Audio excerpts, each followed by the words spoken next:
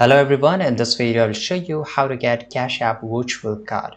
To get your Cash App virtual card, this is very important, and here I mentioned the steps that you need to follow.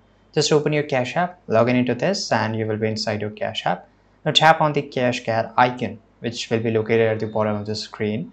If you don't have already a physical card, select the option to get Cash Card. Now they will ask you some kind of details, for example how you want to customize it, what number should be there, and everything, your name and every details, right? Now once you receive your physical card, it will take around 10 business days, so you have to wait around 2 weeks. Once you have requested the card, you may access your virtual card details immediately. So it's not like that you need to wait for 10 days to use your card. The virtual card will automatically in your account, so you can use it virtually, right? Just for physical card it takes around 10 days. So this is how you can do it, and this is really easy. If you have any issue, you can always contact the support team, and they will help you instantly. I hope you found this video very useful. Subscribe.